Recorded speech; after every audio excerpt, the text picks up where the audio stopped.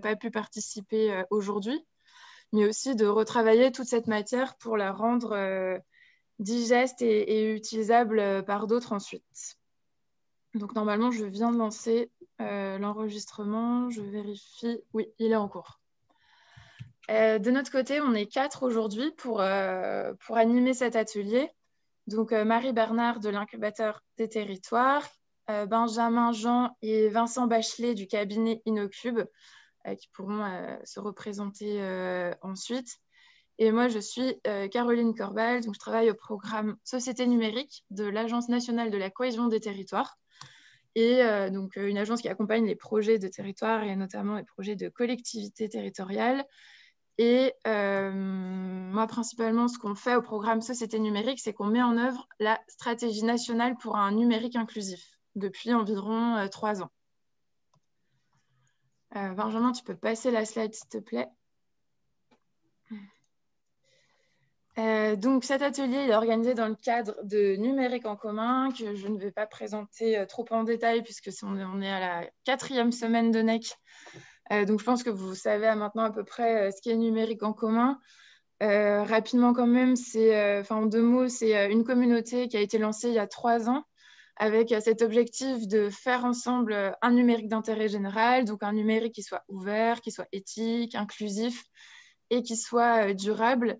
Et donc, NEC, c'est une communauté d'acteurs publics et privés. Donc, on a aussi bien des agents publics d'administration centrale que territoriale, aussi des élus, que des acteurs d'entreprises, donc PME, start-up, mais aussi de grands groupes qui agissent pour l'inclusion numérique, que d'acteurs associatifs, de porteurs de tiers-lieux ou encore d'acteurs du monde académique et de la recherche.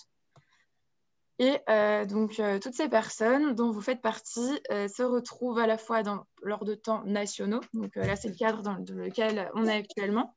Donc, il y a un NEC national par an et des NEC locaux. Donc, il y a plus d'une dizaine de numériques en commun locaux qui sont organisés sur la base du volontariat partout en France pendant l'année. Donc, cette année, NEC national, c'était un live le 17 novembre avec plus de 2200 personnes connectées sur tous ces sujets qui nous réunissent, sur l'inclusion numérique, les communs numériques, l'impact écologique du numérique, etc. Et aujourd'hui, le cas dans lequel on s'inscrit, c'est 8 parcours en ligne qui ont été créés par plus de 60 contributeurs partout en France. Parce que comme on n'a pas pu faire NEC en présentiel, malgré notre volonté de réunir tout le monde, on a repensé un peu les formats et on a lancé un NEC en ligne de plus d'1 mois. Et donc, comme je vous le disais tout à l'heure, tous les contenus qui sont créés dans le cadre de Numérique en commun sont ensuite, bien entendu, mis à disposition librement. Donc, fin décembre, vous pourrez tout retrouver en ligne. Je veux bien que tu passes la slide, Benjamin, s'il te plaît. Et donc, l'histoire de la boîte à outils dont on va parler aujourd'hui, c'est une histoire qui n'est pas toute nouvelle. C'est une démarche qui est vraiment progressive et qui est collective. Donc, elle est née à la base dans le cadre du labo Société numérique. Donc, en 2018, avec le programme Société numérique, on a souhaité mettre à disposition de tous une sorte d'observatoire laboratoire qui permette d'objectiver la réalité de l'inclusion numérique en France, mais aussi plus globalement des enjeux et des usages numériques dans les territoires. Donc, il y a tout un axe qui est dédié au commun numérique. L'idée étant d'essayer de prendre de la hauteur et de comprendre ce qui se trame derrière l'émergence de ces modèles d'innovation qui sont ouverts, qui sont collaboratifs. Donc, les communs existent depuis très longtemps, mais on observe, notamment dans le secteur public, une prise en compte de plus en plus forte du sujet depuis quelques années. Les communs numériques sont de plus en plus à l'agenda politique et public. Et donc, avec ce labo, on voulait aussi accompagner cette tendance croissante.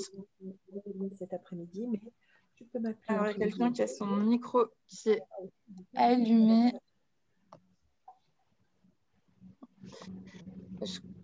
Je continue. Et donc, on travaille dans ce cadre avec le cabinet Innocube, qui est aujourd'hui présent, et qui produit des analyses autour des communs, qui creusent aussi des exemples concrets de communs, pour notamment inspirer d'autres projets. Et donc, je vous invite vivement à découvrir Le labo, c'est une ressource qui est pour vous. Et donc, n'hésitez pas aussi à nous faire des retours sur ce laboratoire. Je vous mettrai ensuite tous les liens dans le chat. Et c'est dans ce cadre qu'en 2018, on a souhaité répondre à un besoin qu'on observait de plus en plus, qui est celui d'outiller les démarches de commun numérique en proposant à tous un espace de référence. Donc, on a profité de Numérique en commun 2018 à Nantes pour réunir une trentaine de personnes avec des profils très variés qui ont travaillé pendant 2 jours complets sur la préfiguration de cette ressource, de cet espace. Donc, il y a sûrement peut-être des contributeurs qui étaient présents lors de cet atelier. Je vois notamment Michel Briand, mais il y a aussi peut-être d'autres personnes que je n'ai pas, que je n'ai pas vues.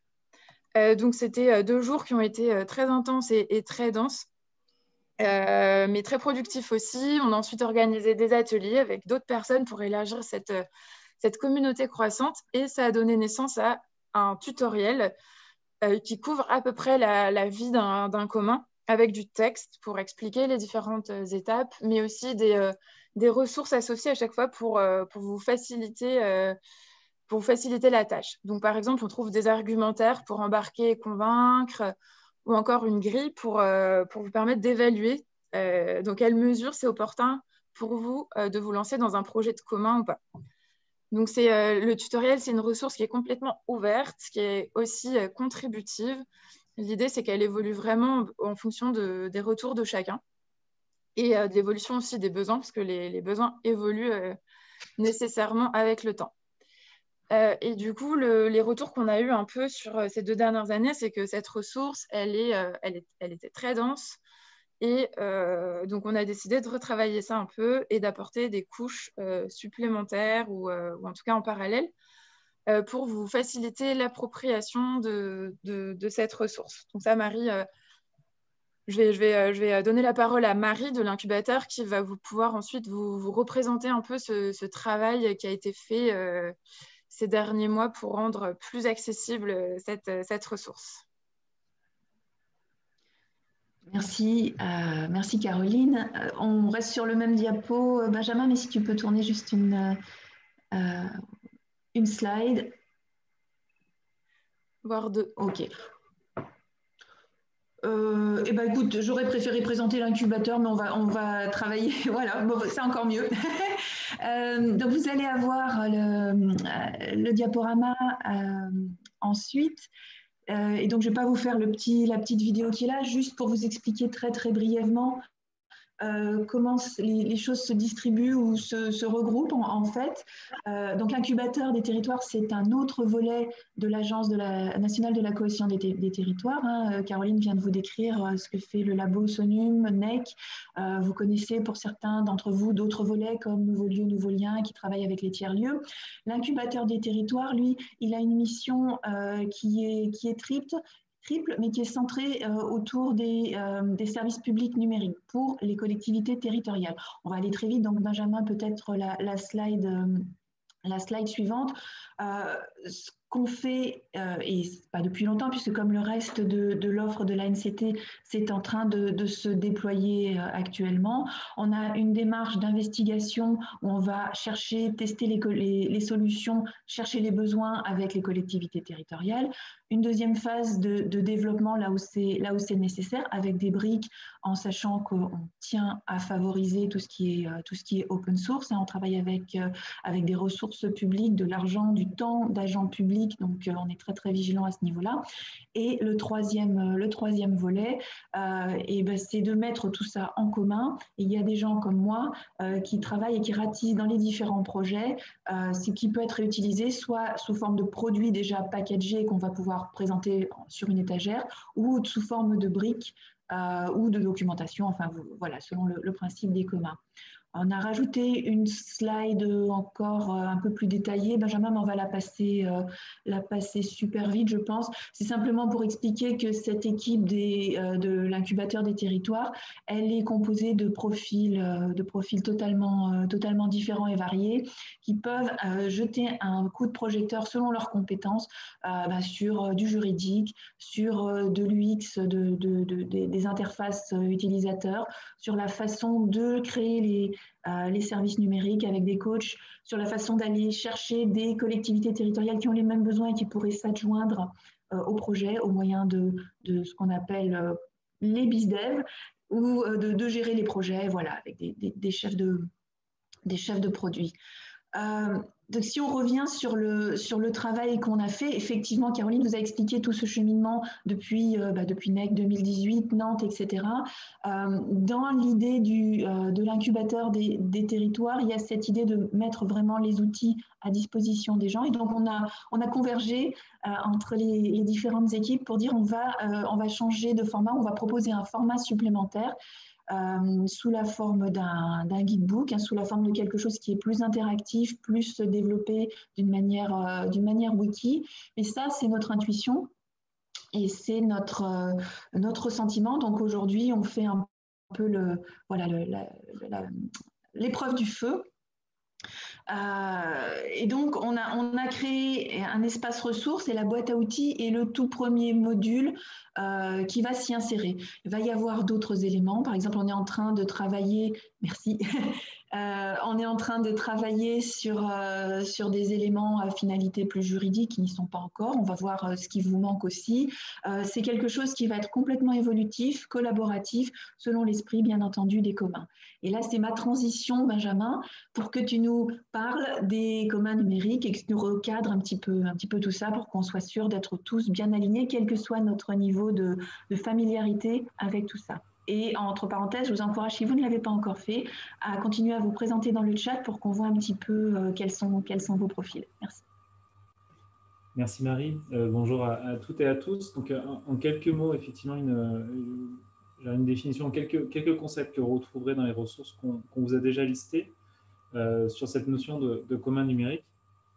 Alors, pour ceux qui ont déjà suivi une partie du parcours pédagogique que vous retrouverez sur Pro avec un S numérique en commun, je pense que déjà tout est limpide. Pour ceux qui avaient participé aussi au premier tutoriel qui a été évoqué tout à l'heure par Caroline, on avait essayé initialement de réunir autour de cette question de qu'est-ce qu'un commun numérique, tous les acteurs qui réfléchissent au sujet et qui pratiquent en fait, de manière très très concrète la mutualisation de production de ressources et d'exploitation des ressources coproduites. Alors, qu'est-ce qu'un commun numérique? Une première chose, c'est un commun. Donc, c'est une ressource qui est entre ce qu'on appelle le domaine public et le domaine privé. C'est-à-dire que c'est partagé entre une communauté, un ensemble d'acteurs qui choisissent ensemble de produire les ressources dont ils ont besoin et qui, pour ce faire, vont définir les règles qui gouvernent la production de la ressource, sa maintenance aussi, ainsi que l'organisation de la communauté en question. Donc, la définition de commun numérique, vous la retrouvez ici. C'est un commun en tant que tel, ça désigne une ressource qui est produite, entretenue collectivement par une communauté d'acteurs hétérogènes, donc des acteurs publics, des acteurs privés, des clients, des prestataires, des concurrents parfois si on parle du secteur privé, différents échelons territoriaux si on parle des acteurs publics, et toute cette communauté qui est gouvernée donc, par des règles, comme je l'évoquais, qui ont été édictées par elles-mêmes et qui assurent ce caractère collectif et partagé de la ressource. La raison pour laquelle on parle aujourd'hui particulièrement des communs numériques, c'est que des communs, il y en a toute une diversité dans le monde matériel. On en retrouve, on peut avoir des immeubles qui sont gérés en commun, on peut avoir des biens meubles, il y a des bateaux, c'est pas le meilleur exemple d'un bien meuble, mais énormément de biens peuvent être gérés comme des communs. Là où ça devient d'autant plus simple, c'est lorsqu'on est sur des biens qui sont numériques. Parce que l'avantage du numérique, c'est que finalement, si je le fais avec d'autres personnes, le fait de le partager, le fait de l'utiliser tous en même temps, n'empêche pas d'autres personnes de l'utiliser à leur tour. Donc, on peut diffuser très ouvertement, très largement des communs numériques, ce qui permet d'identifier, de mobiliser des contributeurs potentiels et donc d'accroître ce commun numérique, cette ressource sur laquelle on travaille ensemble, que ce soit du logiciel, que ce soit des bases de données, que ce soit des ressources de l'information, des connaissances. Et donc, cette logique de commun numérique, c'est vraiment cette idée il y a cette communauté, ces acteurs hétérogènes, j'en ai parlé tout à l'heure, qui produisent des ressources qui peuvent être de différents types. Là, je parlais de référentiels, de logiciels, de bases de données, d'œuvres, quelles qu'elles soient, et qui le font grâce à des règles qui ont été collectivement produites et qui évoluent aussi au fur et à mesure que la ressource et que la communauté évoluent.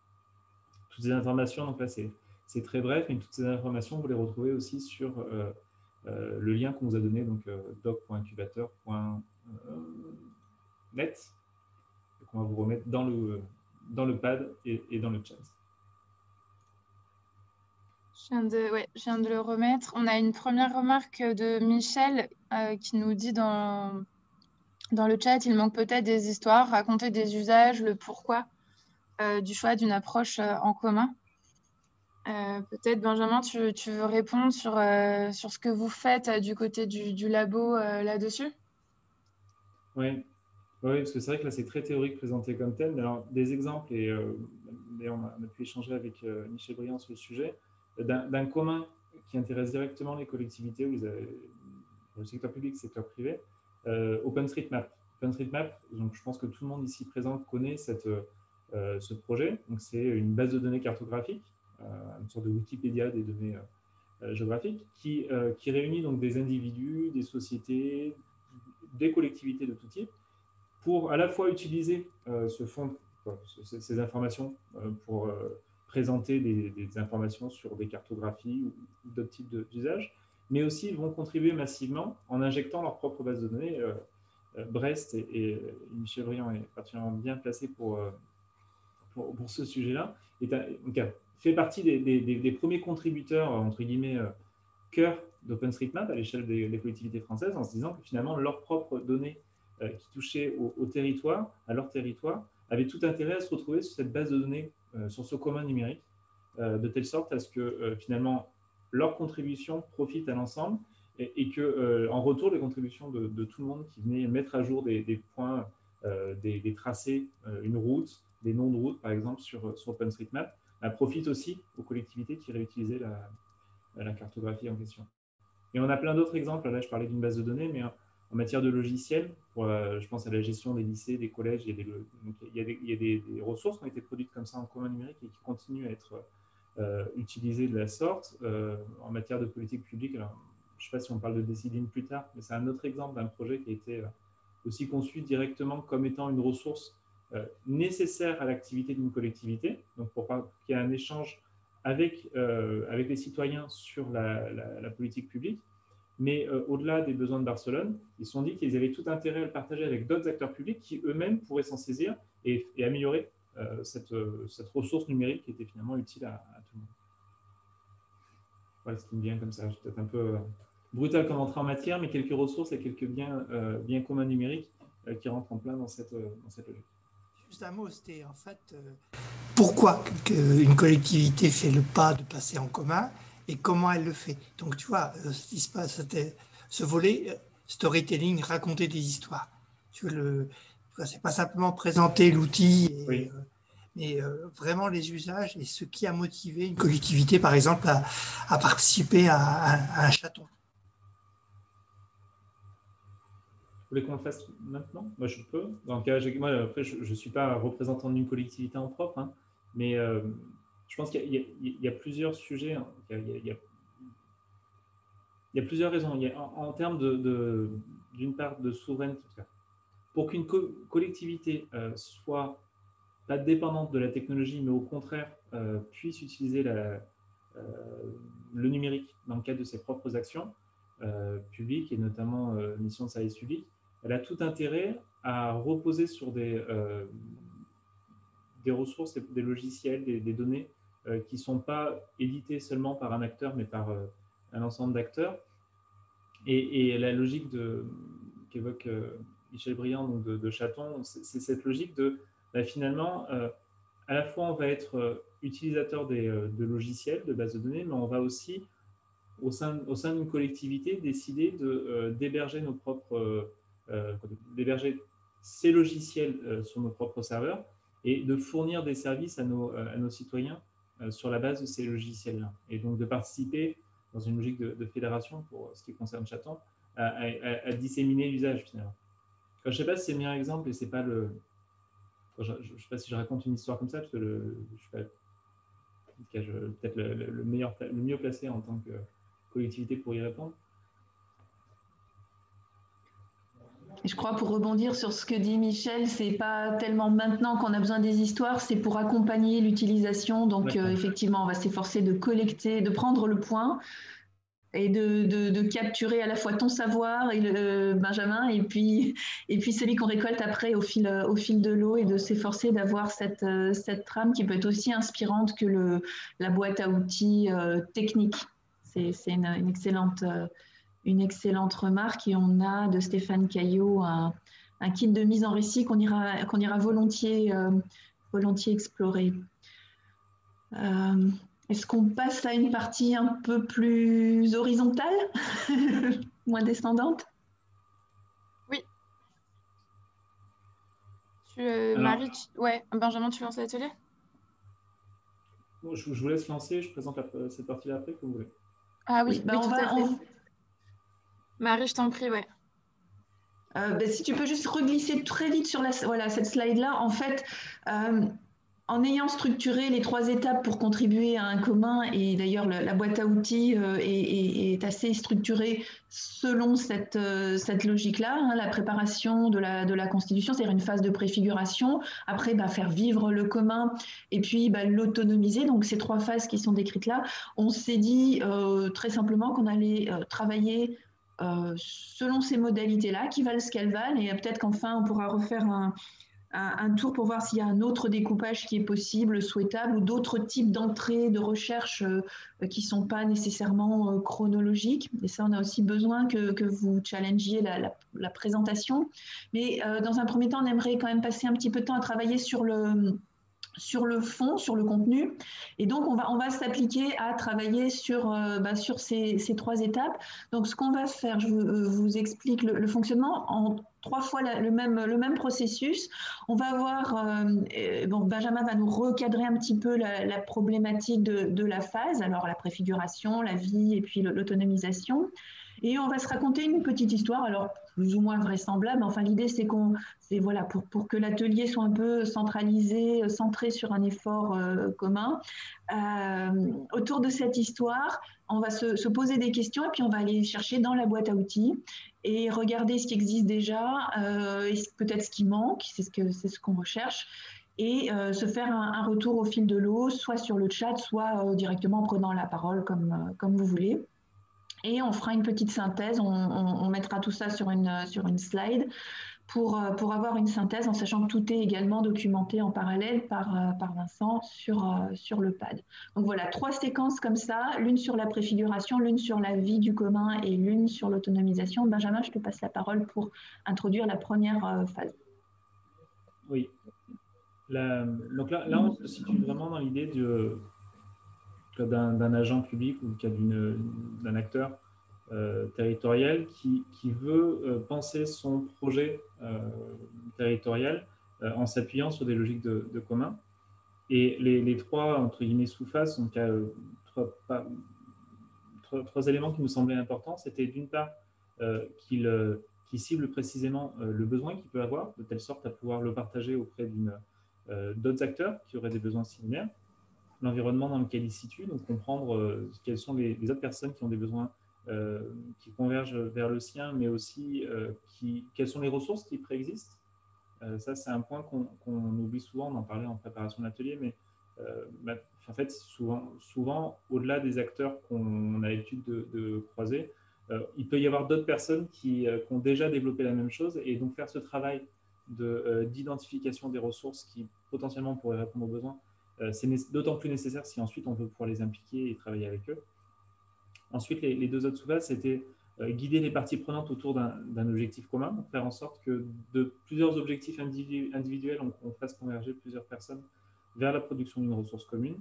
Et l'un des points qui est peut-être un peu plus juridique, qui est complètement juridique même, mais c'est de clarifier le statut des contributions passées, présentes et futures, donc de donner un cadre dans lequel tous ces acteurs vont pouvoir travailler ensemble.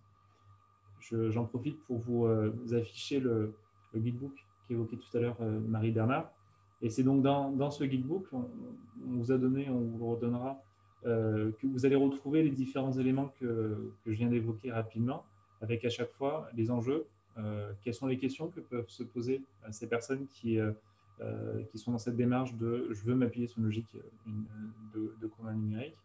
Quels sont les objectifs auxquels, et là c'est plus une prise de hauteur, il est nécessaire en fait de répondre pour pouvoir éviter de rétro-pédaler dans un deuxième temps pour parfaire des choses qui n'avaient pas été réalisées à l'époque, et quelles sont les différentes actions qu'on peut checker, qu'on peut cocher, pardon, qui permettent de s'assurer justement qu'il n'y a pas eu d'oubli dans ce travail-là. Donc encore une fois,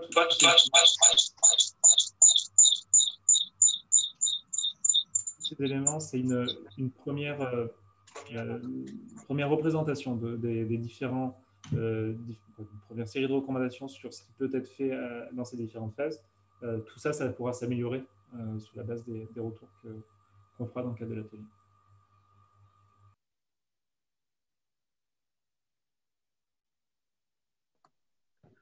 Je vous redonne la main. Tu veux remettre juste la petite slide s'il te plaît, la suivante, il me semble.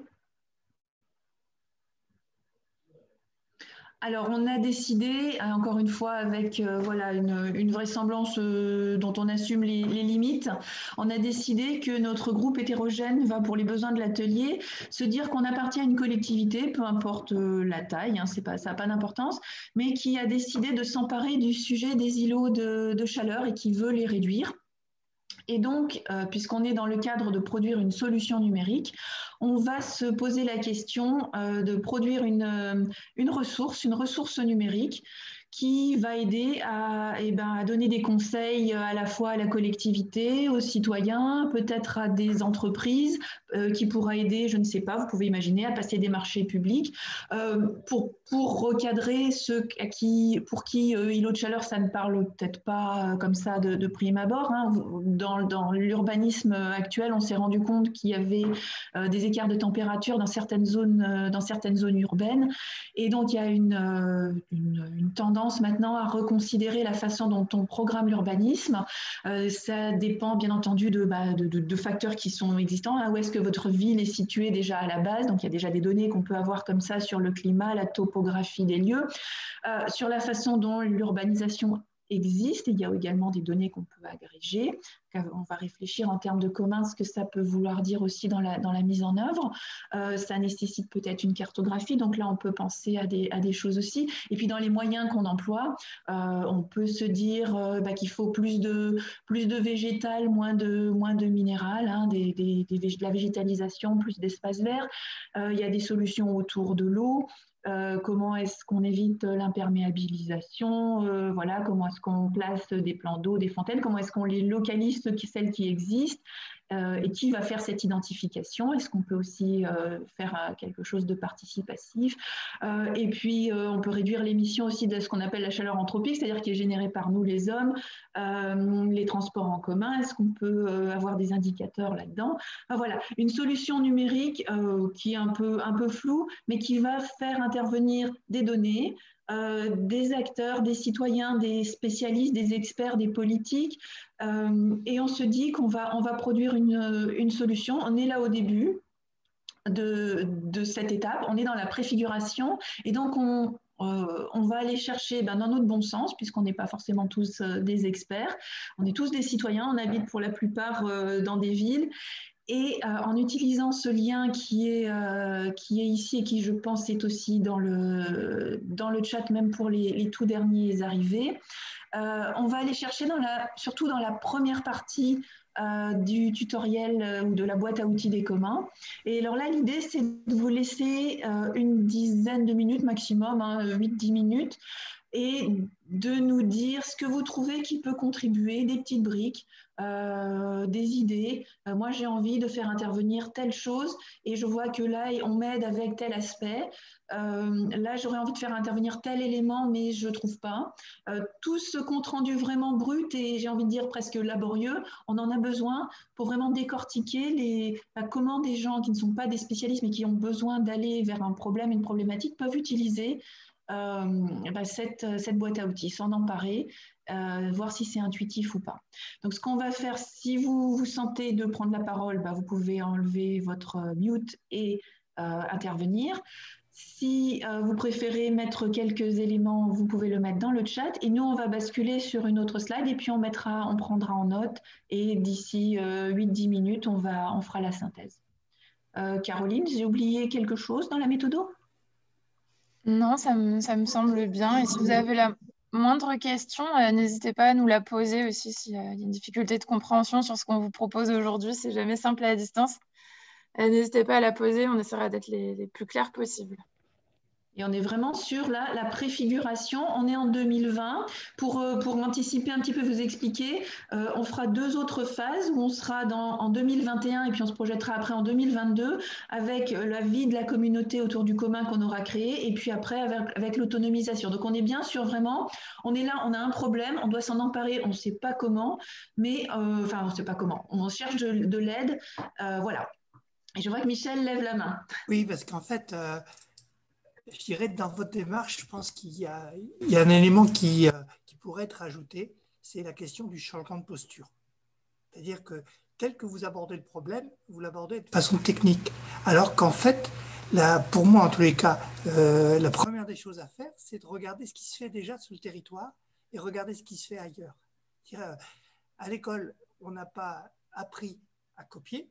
Or, justement, avec les communs, il est important de savoir copier, c'est-à-dire réutiliser ce qui a été fait par d'autres.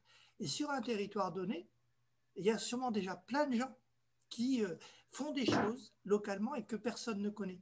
Donc moi, je pense que la première chose que doit faire une collectivité, c'est d'aller regarder ce que font déjà les entreprises, les associations, les gens sur cette question-là, ou d'autres questions, mais c'est vraiment générique. C'est-à-dire, quand il y a un problème, regardez ce que font les gens, être en attention à ce que font les gens. Alors, du territoire, mais aussi ailleurs. Et avant de commencer à faire quelque chose, déjà, le faire avec ceux qui font déjà. Et ne pas faire tout seul dans son coin avec une position de prescripteur qui va ensuite réunir les gens. D'abord, enquêter, regardez ce qui se fait. Alors justement, est-ce que les uns et les autres, si vous allez dans la boîte à outils, vous voyez peut-être des idées sur la façon d'être le plus ouvert, ou est-ce que on ne peut pas le découvrir? Parce qu'on a mis quelques éléments comme ça. Peut-être Benjamin, si tu veux basculer sur l'idée, c'est pas de vous guider, mais est-ce que dans les ressources, on va dans cette direction? Qu'est-ce qu'on peut... vous pouvez aller vous-même, c'est ouvert ce lien si vous voulez farfouiller.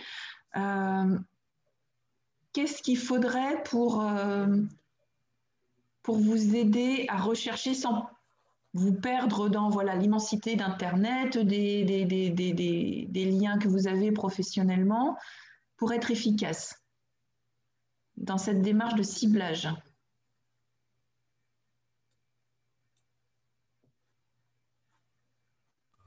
Peut-être préciser aussi que l'idée derrière ces quelques éléments, et notamment, c'est pour ça qu'on a mis des cases à cocher, c'était d'essayer de permettre à une personne qui veut bien faire, mais qui ne sait pas si elle fait bien, justement, en cochant les cases, donc en regardant quelles sont les différentes actions qui lui sont nécessaires, savoir si elle va dans le bon sens. Je suis entièrement d'accord avec Michel sur la nécessité de changement de culture, mais ce n'est pas tout à fait sur le même niveau. C'est-à-dire que ça fait partie des choses qui pourraient être... c'est un niveau un peu global, ça. On pourrait se dire même qu'est-ce qu'une collectivité, qu'est-ce que pensaient les communs dans une collectivité, mais donc à l'échelle de la collectivité, alors que là on était plus à l'échelle de celui qui veut porter le projet et qui ne sait pas s'il fait bien. Et je pense il manque certainement des choses dans tout ce qu'on a proposé. C'est qu'une première itération. Mais l'idée, c'est vraiment de répondre à cette question. Et là, pour moi, c'était justement le point A2. Bon, je ne sais pas si c'est la bonne manière de les appeler, mais cartographier les acteurs et les ressources existantes mobilisables pour répondre aux besoins. Même si je suis complètement d'accord que c'est quelque chose qui est... Là, on est sur un instant T, mais idéalement, c'est quelque chose qui serait fait de manière constante. On serait toujours au courant de tout ce qui se passe tout le temps sur le territoire. Et je rajoute juste quand même, parce que moi je sais, enfin, j'étais responsable de formation dans l'école d'ingénieur et souvent les professeurs faisaient réinventer les choses aux étudiants alors que les choses existaient déjà sur tablette. Et je pense que c'est y compris dans la posture individuelle d'un agent de collectivité, c'est pas forcément habituel d'aller voir ce qui existe déjà. Donc, tu vois, moi je le mettrais, tu vois, par rapport, je cherche à avoir une vision claire des ressources, oui, des ressources, mais je dirais aussi et de ce qui existe déjà sur mon territoire et ailleurs. Tu vois. Et ça y est pas là-dedans. Et moi, je suis persuadé que sur tous les sujets qu'on a actuellement, que ce soit la résilience alimentaire, les transitions, il y a déjà énormément de choses qui se font. Donc, commençons par regarder ce qui se fait, quoi. Et ça, c'est une attitude individuelle de chacun.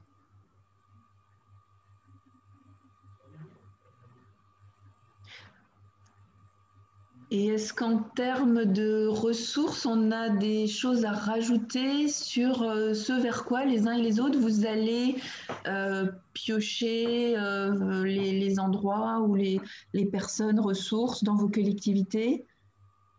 Si on peut penser, si vous êtes, enfin, selon votre seniorité, voilà un conseil à donner à un jeune vous qui commence ce genre de recherche.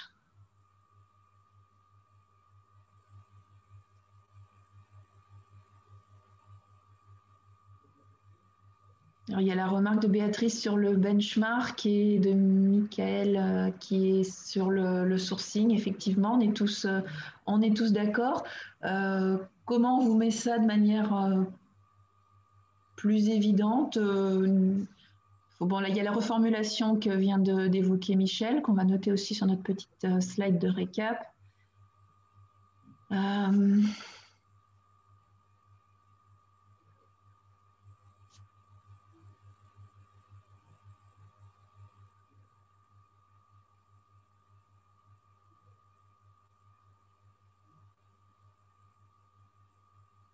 N'hésitez pas aussi à vous exprimer sur le deuxième aspect, le troisième aspect qu'on a évoqué, le fait de travailler avec éventuellement des parties prenantes, c'est-à-dire vous vous rendez compte que pour, là dans ce cas totalement fictif, des îlots de chaleur ou des îlots de fraîcheur, vous vous dites qu'il faut associer les citoyens, etc.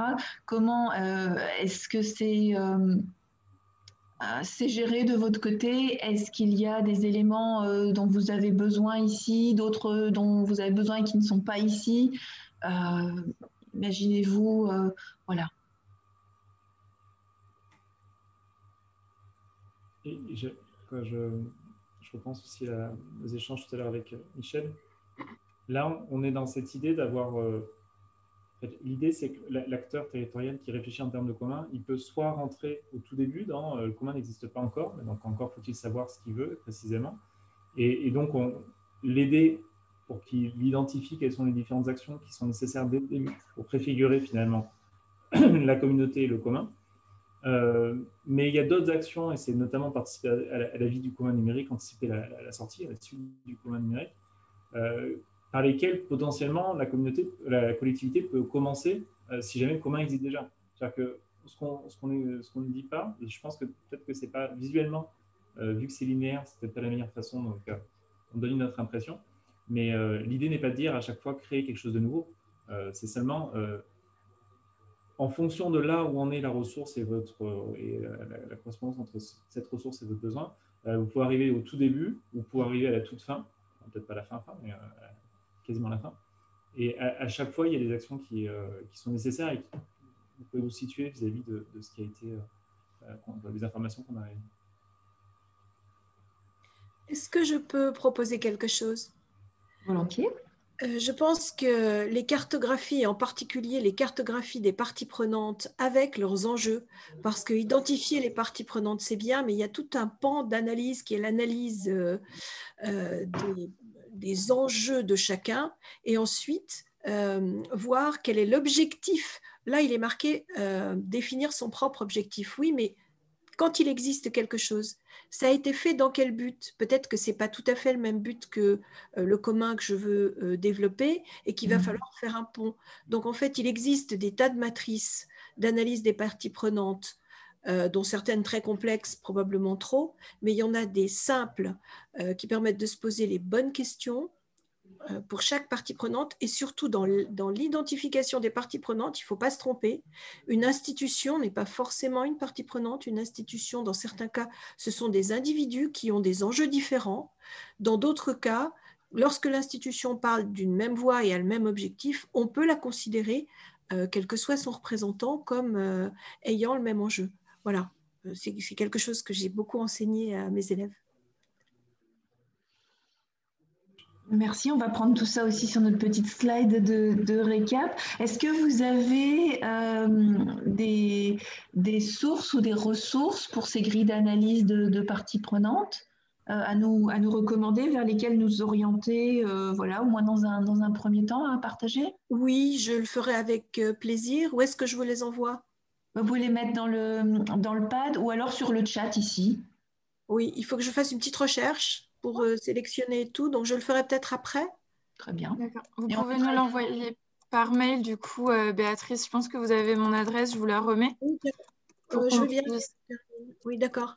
Oui, comme ça, on pourra agréger ces ressources-là. Merci beaucoup. Je vous en prie.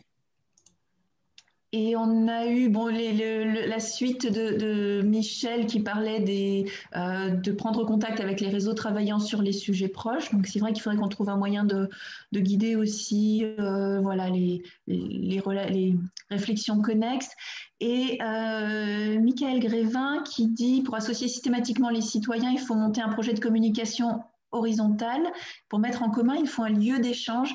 Michael, est-ce qu'on pourrait approfondir comment est-ce que vous pratiquez, quelles ressources, quelle grille pour ce lieu d'échange physique, lieu d'échange, quelle est votre pratique?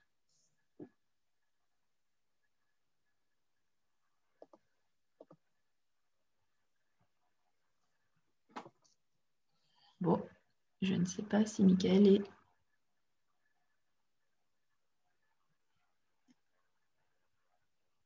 Est-ce que ça parle à d'autres personnes également? Comment est-ce que vous communiquez? Ah, nickel. Ok. Peut-être tu peux lui reformuler ta question, du coup, Marie. D'accord.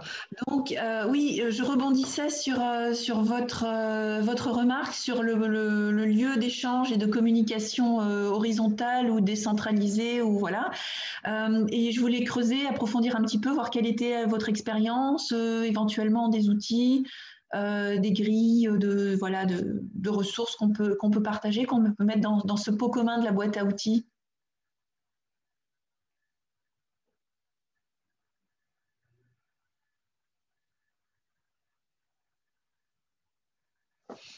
Bon.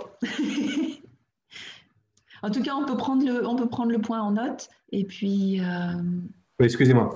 J'avais mon micro désactivé. Sur le territoire, on a la chance d'avoir un tiers-lieu. Donc, on a la personne qui a la coordination avec nous aujourd'hui, qui organise de temps en temps des séances de co-design, notamment pour monter le prochain tiers-lieu, mais elle en parlera mieux que moi. Donc, c'est déjà une initiative. Ce qui manque un petit peu, c'est justement quelque chose qui soit multicanal et habitué vraiment à ce que cet échange se fasse de manière fluide et presque systématique. On peut toujours dire que voilà, il y a des permanences, les élus mettent en place des permanences, parfois il y a des réunions d'information, il y a des publications sur Facebook, mais je pense qu'il manque vraiment une sorte d'agora numérique pour que ce soit systématisé ou utiliser les applications parfois qui sont déployées, mais plus pour avoir un dialogue et pas faire que du descendant au niveau des informations. Il me semble nécessaire qu'on trouve une solution pour faciliter ces échanges et avoir un retour, notamment de satisfaction des administrés, une sorte de boîte à idées continue sur lesquelles même toutes les structures et les particuliers ou professionnels du territoire pourraient aussi voter sur certaines idées eux-mêmes. Donc, poser eux-mêmes peut-être certains projets et voter eux-mêmes directement, avec une administration bien sûr en amont, pour ne pas avoir des projets qui soient contraires à certaines éthiques. Voilà. D'accord. Ben, merci pour cette idée d'agora numérique. On peut penser aussi à doubler le côté numérique d'un côté voilà, qui va vers les gens pour ne pas exclure des personnes qui sont un peu plus loin du numérique. Mais en tout cas, dans la grande direction, c'est vrai que ce sont des choses qu'on aurait peut-être besoin d'ajouter effectivement à cette boîte à outils pour vraiment travailler en horizontal. Hein. Je crois qu'on a cette dimension qui ressort. Caroline, je ne sais plus trop où on en est au niveau du temps. Est-ce qu'il serait peut-être intéressant de passer à la... Oui, je pense qu'on peut passer à l'étape suivante. J'ai noté en même temps que vous partagez vos contributions, les différents points dans la slide. Et puis après, on remixera aussi tout ça, évidemment, avec le pad. Mais comme le disait Marie, on a bien noté ce besoin de transversalité et d'horizontalité et de ne pas simplement dire qu'il faut regarder ce qui se fait par ailleurs, mais d'accompagner ces démarches-là, parce qu'en fait, on se trouve aussi souvent démunis pour aller chercher ces informations-là. Donc, peut-être que de notre côté, ce qu'on pourrait faire, c'est ce travail d'identifier différentes méthodes pour faciliter ce travail un peu de prise de connaissance et d'audit de ce qui se fait déjà sur le territoire, et puis aussi de prise de contact avec les différents acteurs, parce qu'une fois qu'on sait ce qui se fait, il faut arriver à contacter les bonnes personnes pour savoir ensuite comment est-ce qu'on peut reprendre ça et comment est-ce qu'on peut collaborer. Donc, on a noté les différents points et je vous propose qu'on passe à l'étape suivante, donc, qui est plus sur la participation à la vie du commun une fois qu'il est fait. Donc là, ce qu'on a un peu sauté comme étape, c'est de se dire qu'on a créé un commun tous ensemble. Donc, il peut être une cartographie, qui peut être un ensemble d'éléments numériques et non numériques. Et donc, ce qu'on vous proposait ensuite, c'est de passer à l'étape un an après. On a toutes ces ressources et voilà, Marie a illustré ça. Et c'est de se dire maintenant comment est-ce qu'on continue d'avancer collectivement, comment est-ce qu'on structure aussi la communauté. Et donc, Benjamin, peut-être que toi, tu peux repartir sur sur une présentation très rapide de ce qu'on trouve dans la boîte à outils sur ces questions-là. Et Marie, peut-être recontextualiser un petit peu en complément. Et pareil, on fait le même fonctionnement. Ah, et je crois qu'on a une question dans le chat en parallèle.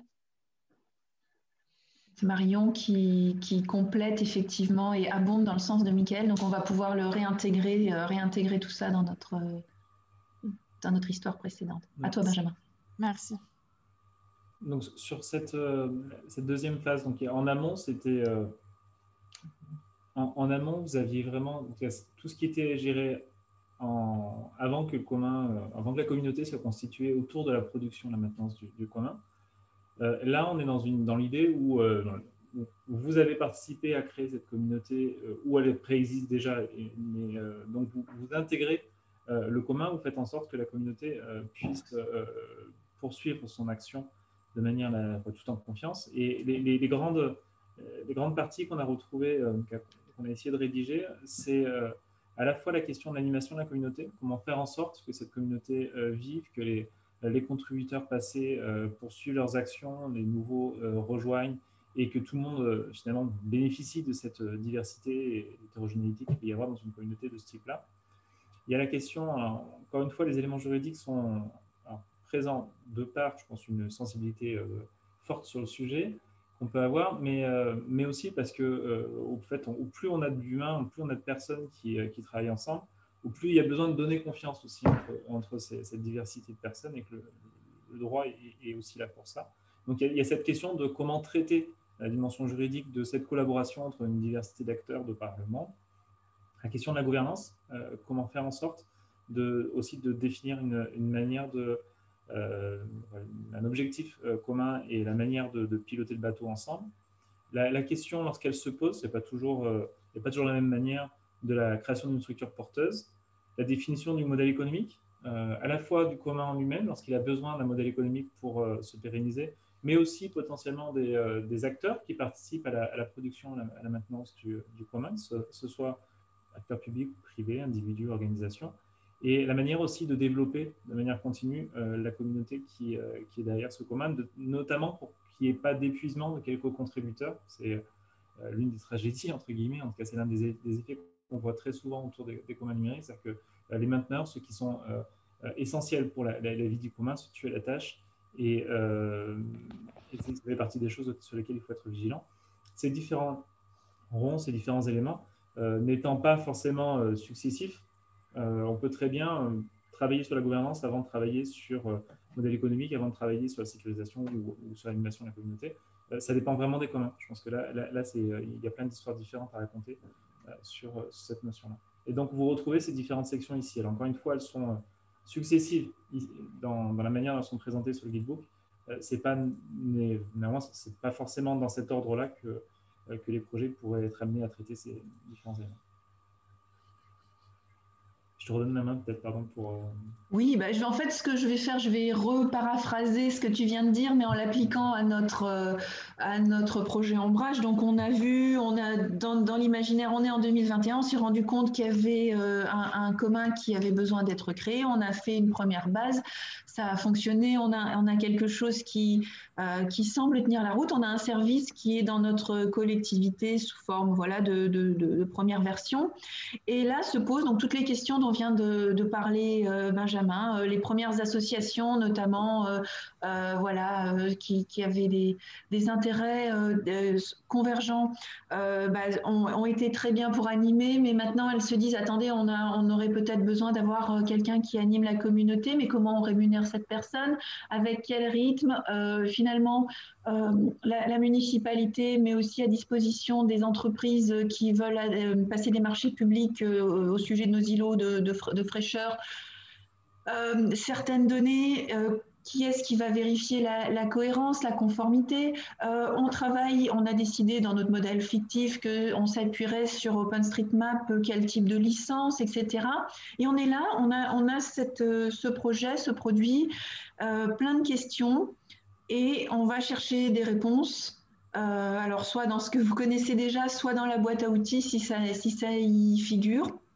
Donc je vous propose qu'on reprenne encore une fois quelques minutes pour échanger là-dessus sur la base de la boîte à outils ou de votre expérience. Donc on fait vivre la communauté, on s'assure que ça tourne et qu'on a des réponses, ou en tout cas qu'on ne laisse pas les questions de gouvernance, de rémunération des acteurs éventuellement, voilà.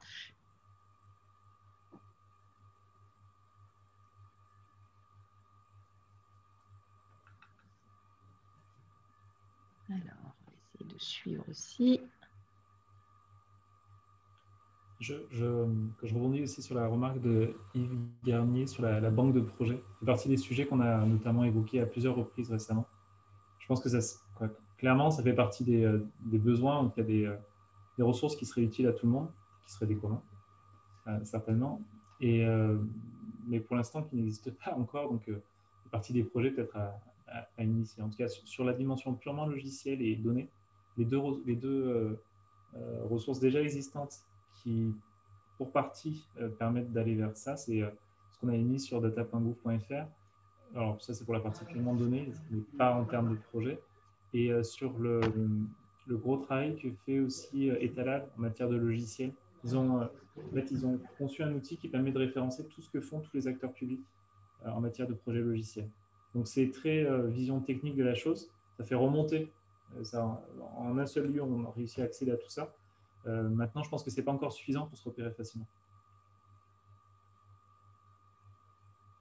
Une banque de projets, oui.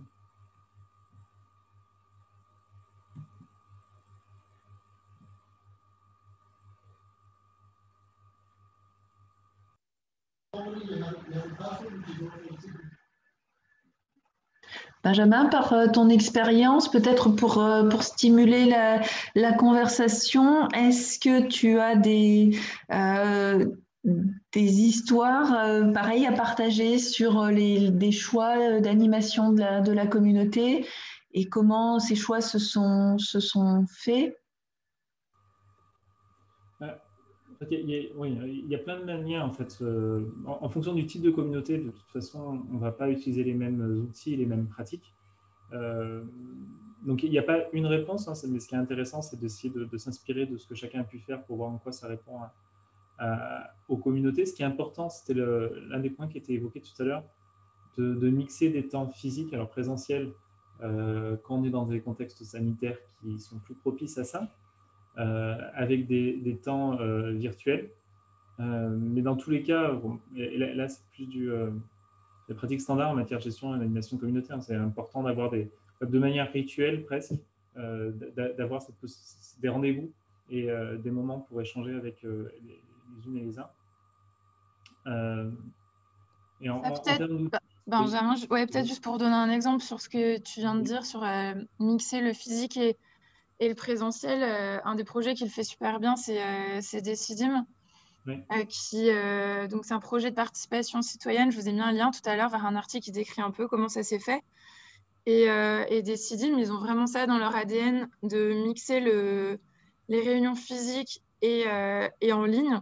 Donc je crois que la règle, c'est que tout ce qui est décidé atterrit ensuite sur l'espace numérique en commun avec une traçabilité pour dire, par exemple, là, on était 15 citoyens à se dire qu'on avait vraiment besoin que le logiciel de participation citoyenne évolue de telle sorte. Par exemple, qu'il était nécessaire d'ajouter telle ou telle fonctionnalité.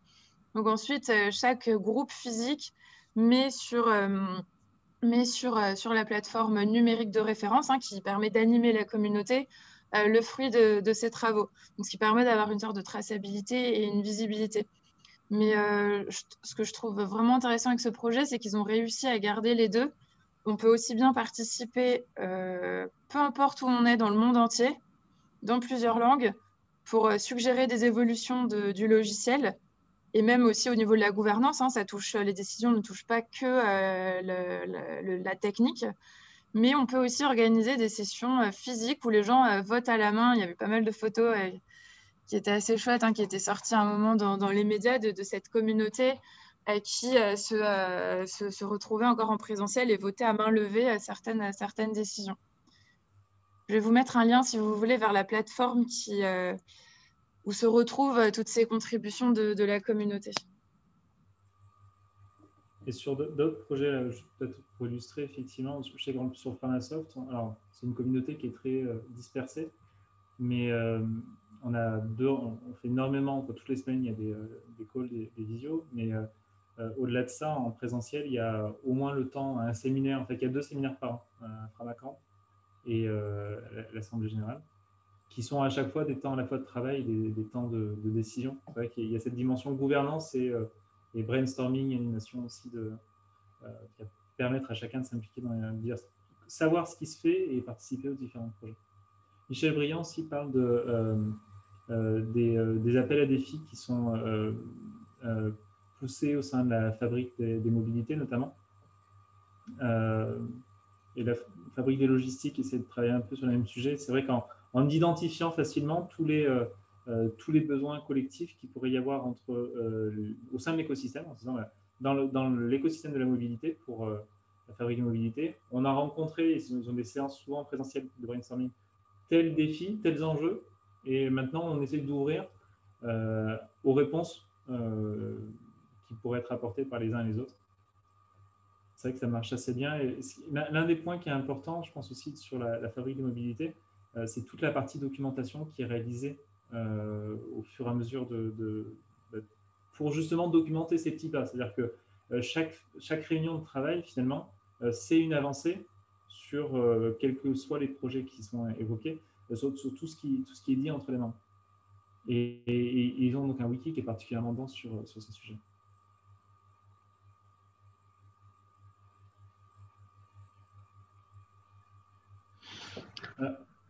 Et l'idée, c'est également qu'on développe de plus en plus, et c'est l'idée de cette boîte à outils qui s'enrichira au fur et à mesure des outils annexes à l'animation pure de de la communauté, c'est-à-dire quel modèle de convention on fait, comment on s'organise pour faire travailler par exemple plusieurs collectivités territoriales ensemble autour d'un commun. Alors, par exemple, actuellement, on a des choses en développement qui nécessitent la collaboration de plusieurs départements. Donc, est-ce qu'on fait des conventions bipartites entre l'ANCT et puis chacune des collectivités? Est-ce qu'on organise un consortium? Tout ça, c'est ça la dynamique vraiment de gouvernance à laquelle on doit penser pour passer à l'échelle et pouvoir proposer ces briques et songer à les pérenniser, puisque cette étape, c'est vraiment faire en sorte que la communauté vive pour que le produit soit autonome et sa justification pleine et entière à l'avenir. Donc on est en fait dans un moment où on sait à peu près faire émerger des communs. Enfin, la phase 1, on a plus d'exemples. Sur la phase 2, on est dans une phase où il faut encore qu'on documente bien les pratiques, qu'on les fasse remonter, qu'on crée ce réseau de vigie un peu partout sur le territoire pour voir ce qui fonctionne ou aussi rapporter ce qui ne fonctionne pas pour aussi faire remonter des évolutions de possibilités réglementaires, etc., etc. Est-ce que certains d'entre vous, peut-être, se sont retrouvés dans des situations de construction d'une communauté autour d'un projet? Est-ce que ça vous est arrivé de devoir mettre plusieurs personnes autour de la table? Si oui, quelles sont les difficultés peut-être que vous avez rencontrées? Ou est-ce qu'à ce moment-là, vous vous êtes dit, ah, j'aurais besoin...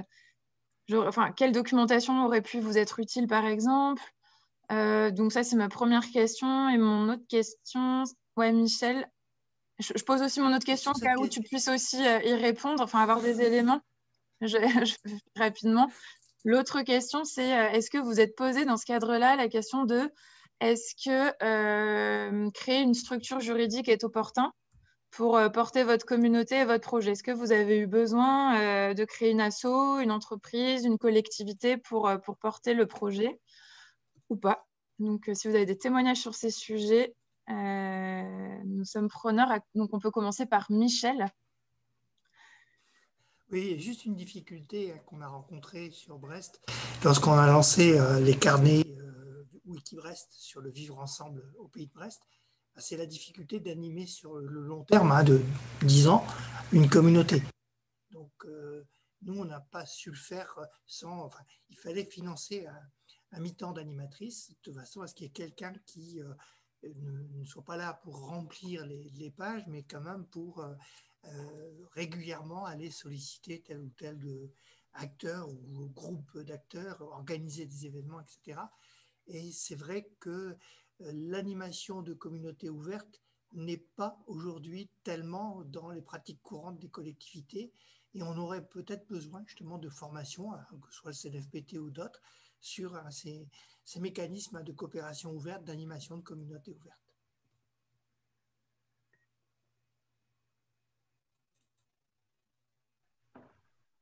Ouais, pardon, vas-y Marie. Non, mais j'allais abonder. On pourrait envisager de recenser effectivement les premières initiatives dont on a connaissance et puis après de remouliner, de réapprocher les gens pour qu'ils réabondent. Voilà, CNFPT, INET, des gens comme ça. Si je peux me permettre. Donc du coup, Audrey de Péronne, donc moi j'ai une communauté depuis un peu plus de 10 ans. En fait, je suis animatrice au niveau d'une ville sur le pôle numérique. Et donc, c'est une communauté, parce que du coup, on l'appelle depuis peu, parce que du coup, on est en train de passer sur un tiers-lieu. Donc, avant, on appelait ça des bénévoles, parce qu'ils ont encore du mal sur le mot communauté. Et du coup, mon équipe des bénévoles d'une moyenne d'âge de 75 ans, oui, 75 ans, ils sont là et on fonctionne depuis, normalement, c'était la 5e année cette année, sur un festival numérique qu'on a créé ensemble. Et donc, je les ai formés depuis une dizaine d'années sur des ateliers. Et eux, donc du coup, ils ont pris le support papier. Après, on a pris le support numérique. Ils ont manipulé. Et là, ça fait 4 ans qu'ils animent le festival avec moi, du matin au soir, avec des publics primaires, collèges, lycées, des familles, je veux dire tout public. Et franchement, on a pu vraiment fédérer ce groupe parce qu'il y a en fait, c'était vraiment une communication horizontale. Il n'y avait pas de chef, tout le monde était au même équilibre.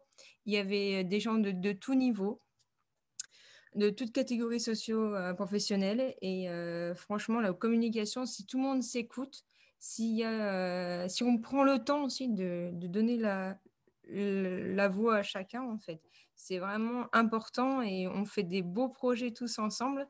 Je ne sais pas si vous avez pu voir un petit peu, pour faire un peu ce qu'on fait nous sur les tiers-lieux avec la compagnie des tiers-lieux sur l'île. On a fait des petites vidéos qui sont passées et vous pourrez le voir, je pourrais mettre des liens, ce qu'on a fait pendant le Covid. Et juste sur un appel, sur des SMS, ils ont tous été là. Et je pense que c'est des petits canaux qu'il faut garder parce qu'avec le confinement, on a perdu plein de monde. Et c'est des petits supports qui nous ont aidés à garder le lien. Et on peut faire même des projets, même en distanciel. Et je trouve que c'est vraiment sympa qu'il faudrait garder ces choses-là, en fait. Parce que là, on fait plein de supports. Ils sont mal référenciés. Il y en a partout. C'est déployé un peu n'importe comment, un peu à notre façon à chacun. Et c'est vrai que c'est compliqué de tout cibler sur un même endroit, que tout le monde le trouve du premier coup. Mais je pense qu'on peut y arriver. C'est possible.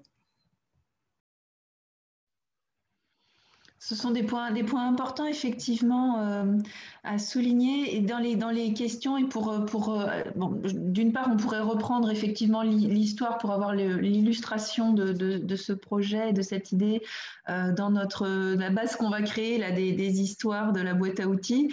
Mais pour remettre ça sur une sorte de, j'aime pas le mot matrice, mais bon, voilà. La question, faut-il payer quelqu'un, ce que disait Michel à l'instant, avoir un mi-temps, par exemple, d'une animatrice, ou organiser un réseau de bénévolat. Ça peut être une question qu'on liste ici et qu'on met dans notre checklist de manière plus évidente.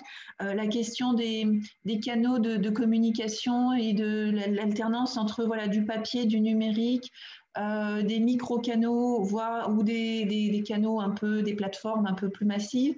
Voilà, et je pense qu'on peut prendre tous ces points pour les affiner et itérer ensuite et faire que cette boîte à outils est encore plus utile. C'est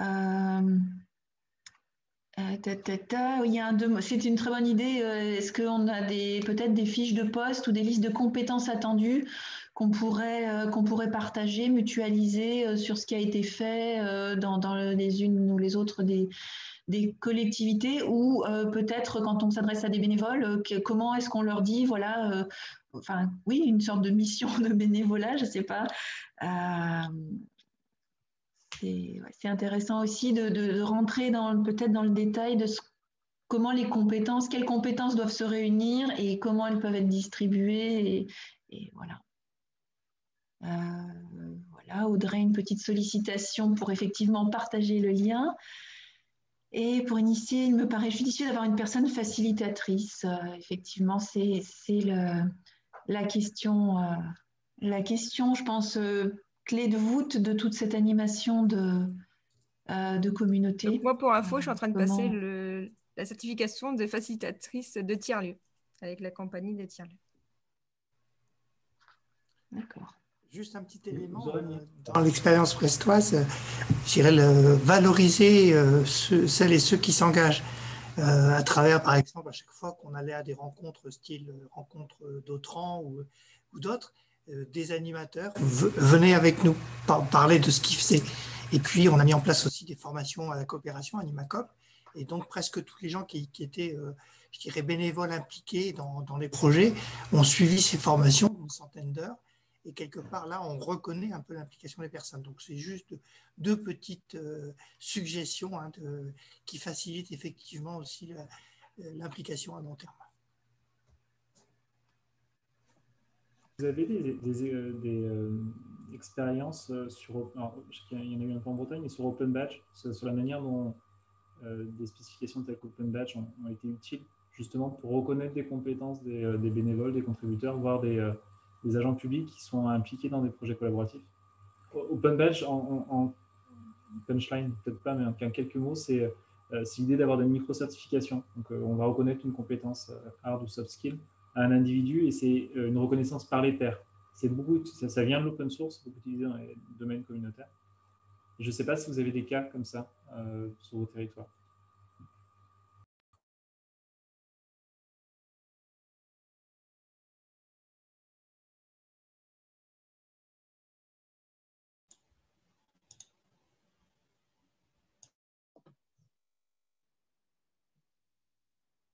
en attendant que vous vous posiez... Excusez-moi, Ah, oui. est-ce que vous pourriez revenir sur cette micro-certification? Je n'ai pas eu le temps de noter le nom.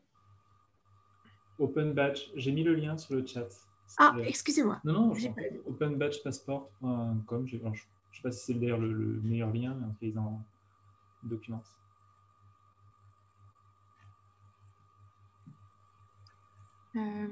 Et en attendant, peut-être, je vais faire quelque chose que j'aimerais pas qu'on me fasse, mais je tente. Bastien, est-ce que j'ai vu que Bastien nous avait rejoint? Oui. Salut. Salut. Je me permets de te solliciter parce qu'on travaille ensemble sur ces questions-là. Et j'ai vu que tu étais arrivé en cours d'atelier et je me dis que ton témoignage peut être plutôt éclairant et intéressant. Là, on en est un peu à la phase de... Enfin, on a passé dans le déroulé la phase de création de communs. Donc, on est sur les questions de structuration de la communauté, de la mise en place de la gouvernance, le fait d'embarquer aussi d'autres acteurs qui n'étaient initialement pas dans la communauté, sur les questions de structuration juridique aussi. Est-ce que c'est opportun ou pas? Est-ce que toi, peut-être, tu peux nous dire un peu ce que tu fais avec Et si j'accompagnais et quelles sont les questions que vous êtes en train de vous poser? Alors, je peux essayer de faire ça. Je m'excuse si je dis des choses que vous avez déjà vues. J'étais sur une autre réunion jusqu'à midi et je n'ai pas pu vous rejoindre avant, malheureusement. Je regarderai le replay avec grand intérêt. Donc, sur Ici j'accompagnais, c'est une offre de formation à destination des aidants dans le cadre de l'inclusion numérique qu'on a conçue au sein du hub Inora, donc en Auvergne-Rhône-Alpes. Et on s'est rendu compte que c'était quelque chose qui pouvait être déployé à plus large échelle et puis être aussi agrémenté d'autres contributeurs. Donc en gros, c'est sur ces deux principaux axes qu'on a identifié qu'on pouvait développer la communauté. Donc déjà, on a essayé de faire ce développement de communauté, ou en tout cas de commencer à le faire en identifiant des rôles au sein de la communauté, c'est-à-dire pas avoir une communauté unique, on va dire, avec tout le monde au même niveau, mais essayer de voir qui serait partie prenante avec quel rôle et pour quelle attente, en fait. Voilà. Donc ça, c'est la première étape sur laquelle on a plutôt bien avancé. Et comme ça, d'identifier qu'est-ce que chacun viendrait chercher dans cette communauté pour bien anticiper les attentes. Et donc là, pour répondre plus précisément à ta question, Caroline, sur la structuration juridique, et on est en plein dans la question. Est-ce qu'il faut que le commun en lui-même ait une structuration juridique, ou est-ce que c'est plutôt la piste qu'on est en train d'envisager, c'est plutôt une entité juridique particulière qui va être porteuse de ce commun, qui serait plus une sorte de marque collective, même si je crois que ce principe n'existe pas vraiment dans le droit français, mais c'est avec des guillemets, une marque collective, et qui aurait un sorte de côté porte-étendard de ce commun, mais qui n'en serait pas le seul acteur de la communauté. Pour l'instant, c'est un peu ce dessin-là, cette esquisse-là, qui n'est pas du tout figée et qui est envisagée.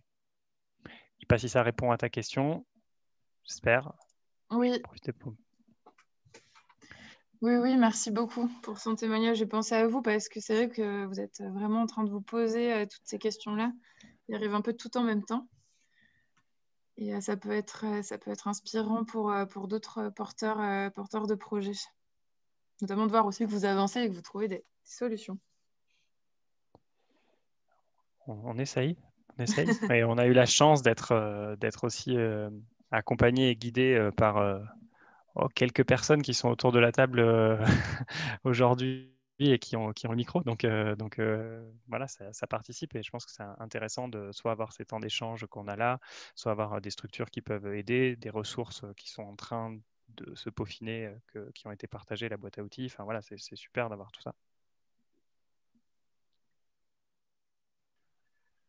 On va peut-être devoir avancer parce que je vois que l'heure tourne, mais en fait, ce que Bastien vient de nous expliquer On est déjà presque dans cette troisième phase et du coup, ça me fait réfléchir et je pense on va tous se poser la question, Benjamin, Caroline, et puis vous ici, si vous le souhaitez, sur peut-être le découpage qui est peut-être pas, enfin, qui correspond pas à la réalité, c'est-à-dire qu'il y a une phase effectivement sur la vie du commun, mais on pense aussi pratiquement simultanément à l'autonomisation quand on se pose la question d'une entité juridique, de faire porter le commun par une structure particulière, surtout quand ça implique le développement d'un produit. Hein, tout n'est pas... Enfin, il y a des solutions numériques qui ont besoin de maintenance en particulier, de mise à jour, etc. Donc quelque chose qui est relativement complexe. Et du coup, ce qu'on avait pensé, Benjamin, tu peux expliquer sur la suite telle qu'on l'a prévue. Il y a peut-être des choses à fusionner avec la boîte à outils d'avance sur déjà des décisions un peu d'ordre juridique, je ne sais pas. Benjamin? Je suis sûr d'avoir compris la question.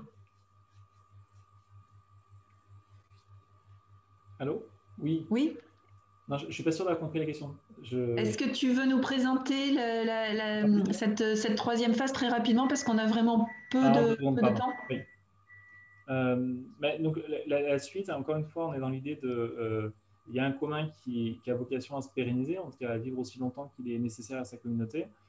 Et les acteurs publics qui y participent peuvent très bien décider à un instant ou à un autre de sortir de ce commun. C'est même une bonne chose que de l'anticiper parce que, à l'inverse, on a quelques exemples de projets qui ont été conçus comme des communs et qui, en fait, dépendaient énormément d'un acteur ou d'une organisation et qui, lorsqu'elles quittent, sont incapables de perdurer. Et donc, c'est cette phase-là qu'on avait en tête, d'anticiper le fait qu'il y aurait potentiellement une sortie. Et donc, de repenser à la fois le rôle de l'acteur public dans ce contexte-là, de faire en sorte que ça ne dépende pas que d'un acteur. L'exemple de la fabrique des mobilités qui a été évoqué tout à l'heure, je trouve, est assez illustrant.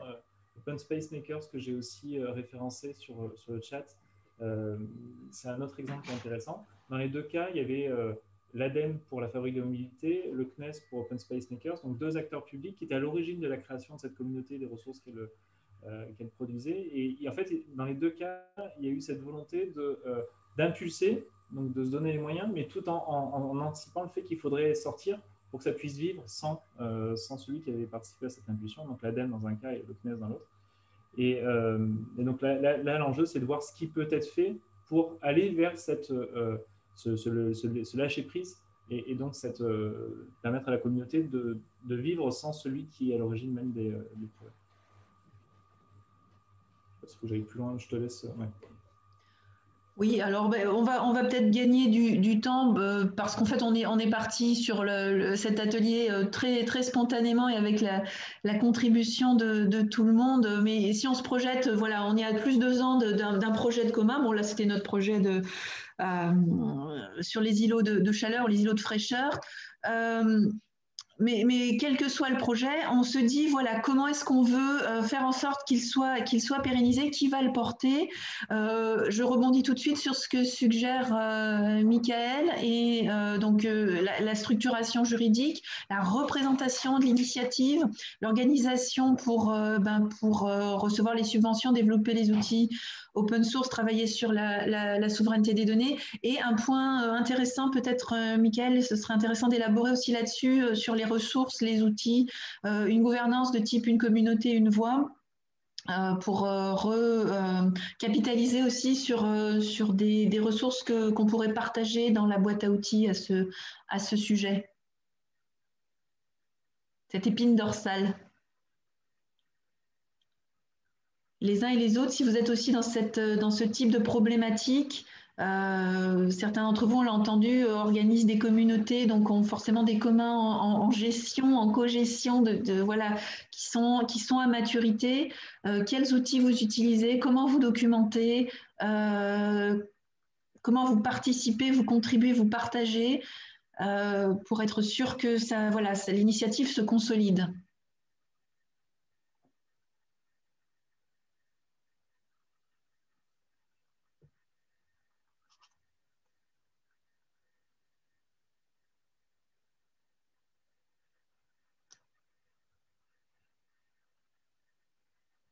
Petit moment de solitude.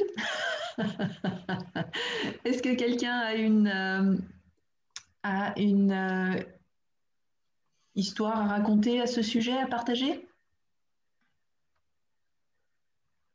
Moi, je peux, si jamais personne me prend la parole, mais le but, c'était surtout de vous entendre. C'est très rapidement un modèle pour illustrer un peu ce que disait Benjamin sur le rôle de l'acteur public. Ensuite, dans les communs, il y a plein de modèles qui sont en train d'être testés, expérimentés, enfin qui le sont depuis des années. Il y a un qu'on a essayé de mettre en œuvre, nous, enfin qu'on met en œuvre d'ailleurs, et qu'on expérimente et qu'on documente pour voir ce qui fonctionne et ce qui ne fonctionne pas. C'est de faire en sorte que l'État devienne sociétaire de coopératives. Donc, nous, ce qu'on s'était dit dans le domaine de l'inclusion numérique, c'est que le temps politique est toujours court, quoi qu'on en dise, et qu'on n'avait pas envie d'investir, enfin qu'on trouvait ça vraiment dommage d'investir dans des projets qui ensuite ne sont pas pérennes. Et on a essayé de penser aux conditions qui pouvaient être mises en œuvre pour assurer la pérennité de ces projets au-delà du temps politique. Et une des pistes qui a été explorée, c'est celle de créer des coopératives d'intérêt collectif, tout au féminin, pour que l'ensemble des parties prenantes soient intégrées donc, dans des gouvernances participatives et collectives, et que l'État trouve sa juste place à l'intérieur de cette gouvernance, donc n'ait plus un rôle de prescripteur, ni un rôle majeur ou dominant. Donc l'idée, c'est de se dire on devient un acteur comme les autres, qui a le même pouvoir que les autres. Et c'est ce donc Benjamin est en train de l'afficher.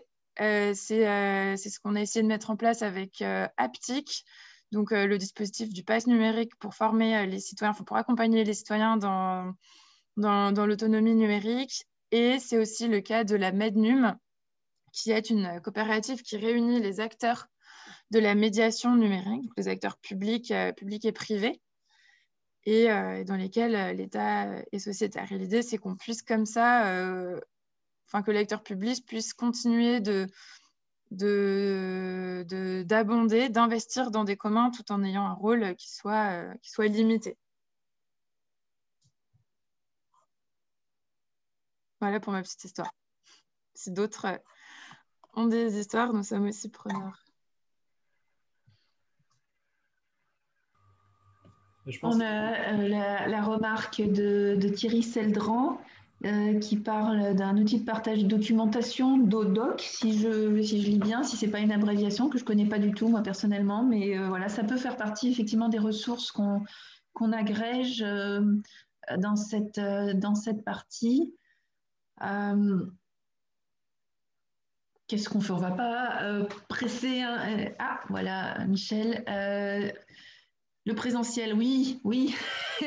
Et le sentiment de passer un moment agréable. Alors là, on essaye en virtuel, mais c'est vrai que le café et le thé, ça peut aider. L'écoute active et le fait de réinvestir les contributions, de les valoriser. Oui, absolument. Et on revient au fait d'illustrer par l'exemple, et je pense que c'est peut-être une marge de progression, comme on dit, importante de notre boîte à outils, de pouvoir avoir peut-être des pop-up ou je ne sais pas quelle modalité, mais les gens peuvent avoir quelque chose de vraiment fonctionnel, une grille de lecture un peu sèche, mais s'ils ont besoin d'inspiration ou de se référer à des usages, qu'on ait ça un peu partout accessible. Et on va peut-être s'attacher à retravailler là-dessus. Thierry nous reparle des open badges dont on a parlé dans la phase précédente. Ouais. Tout à fait. Et DODOC, j'en entends vraiment aussi de plus en plus parler. Merci Thierry de remettre ce nom-là. J'ai l'impression qu'il y a une adoption vraiment croissante de cet outil DODOC pour la documentation. Il y a plusieurs personnes aussi qui en ont parlé sur l'atelier, les communs des tiers-lieux qu'on a fait cette semaine dans le cadre de numérique en commun. C'est très surprenant et fonctionnel, dit Thierry. Ça donne envie d'aller explorer. Oui. L'ambiance fondamentale pour éviter l'épuisement, le gâchis cognitif. Et ça se cultive dès la préfiguration. Oui, tout à fait. C'est intéressant et là je pense qu'on est un peu en train de peut-être de glisser vers la conclusion. De toute façon c'est l'heure aussi. On se rend compte qu'au travers de ces 90 minutes ensemble, on est parti nous avec l'histoire que Caroline vous a exposée au début, la constitution de ce tutoriel, la mise sous un guidebook. Parti sur quelque chose qui est assez technique et finalement ce qui surgit, ce qui émerge, c'est un besoin de... Enfin, il y a des choses vraiment techniques, des outils qui ont émergé qu'on va réintégrer bien sûr, mais c'est le besoin de partager des histoires, des cas d'usage et du travail sur l'humain, comme là cette histoire sur l'épuisement, etc. Donc d'avoir un fil directeur qui est aussi plus humain et moins technique, on va dire. Donc, on va embarquer tout ça. Nous avons parlé de benchmark. Ce serait bien de faire des échanges selon ces problématiques. Oui, tout à fait. Alors, des benchmarks peut-être par secteur. Il y en a qui sont faits de manière... il y a des acteurs qui travaillent selon certains secteurs. L'éducation, tout ce qui est environnement, c'est couvert par certains acteurs. Mais il y a probablement des choses qui peuvent être faites de manière peut-être plus systématique ou systémique. C'est en tout cas un point qu'on ne va pas résoudre maintenant, mais qu'on emporte et dont on va se saisir et vous resoumettre, parce que c'est l'idée. C'est que on vous a présenté cet outil dans l'état, c'est-à-dire imparfait nécessairement, il ne le sera jamais de toute façon parfait, mais en vous incitant d'une part à interagir avec nous et puis en nous stimulant aussi pour aller dans des directions certaines qu'on avait envisagées, d'autres pas, pour que ça reste quelque chose de pertinent. On a pensé un outil qui était pour les collectivités territoriales et on voit qu'on a aussi beaucoup d'usages qui remontent des tiers-lieux. Donc, il faut peut-être qu'on regarde comment on peut articuler tout ça pour qu'un certain nombre d'acteurs ayant des entrées différentes ou des enjeux différents s'y retrouvent. Un outil très important, la gamification, avec l'aspect ludique. Tout à fait, encore quelque chose. Est-ce qu'on avait une slide avec les différents liens pour nous contacter, il me semble, peut-être. Voilà. Donc, n'hésitez pas à nous contacter, soit en allant directement utiliser le lien du guidebook, soit en rejoignant la liste de diffusion. Comment on fait ça déjà, la liste de diffusion? Je ne sais pas. On devait en parler. Okay. S'il y a un intérêt à avoir une liste de diffusion, on peut en créer une. C'était aussi un peu... qu'on pouvait lancer ça. Ah mince, le lien n'est pas actif. Ça, Benjamin, je crois que c'est de ton côté. Sinon, je l'emporterai et on le fera passer à l'ensemble des participants. On peut le mettre sur le pad, ou l'envoyer après aussi. Ouais, ou sur le chat si on le trouve rapidement. Je vais le mettre. Ouais, remettre sur le chat. Caroline, une question pour toi de Stéphane Caillot. Comment on rejoint ou on crée un NEC local? Alors, on est un petit peu à la marge, mais tant que tu es là. Oui, j'ai parlé des NEC locaux en réponse à Béatrice qui parlait des communautés d'acteurs au niveau local, notamment pour avoir une meilleure connaissance de ce qui se fait par les uns et par les autres. Côté programme société numérique, on favorise l'organisation de NEC locaux. Donc, les NEC locaux qui ont lieu sont toujours référencés sur la page que je vous ai communiquée. Donc, pour le rejoindre, vous avez juste à vous inscrire et en général, ensuite, les organisateurs indiquent comment rejoindre. Donc là, cette année, c'est principalement en ligne. Certains NEC locaux ont pu avoir lieu aussi en dématérialisé, mais la plupart du temps, ils ont aussi lieu en présentiel. Mais la plupart du temps, maintenant, il y a une option à distance qui est prévue. Donc là-dessus, je vous invite juste à vous renseigner sur les modalités. Et après, pour organiser un NEC local, il faut me contacter. Je vais vous mettre, ou quelqu'un de société numérique, je vais vous remettre mon adresse mail. Et il y a un cahier des charges à respecter. Le cahier des charges, c'est principalement comment faire pour que tout ce que vous allez produire soit réutilisable par d'autres territoires ensuite ou d'autres acteurs qui en auraient besoin. Mais sinon, l'organisation des NEC locaux est très libre.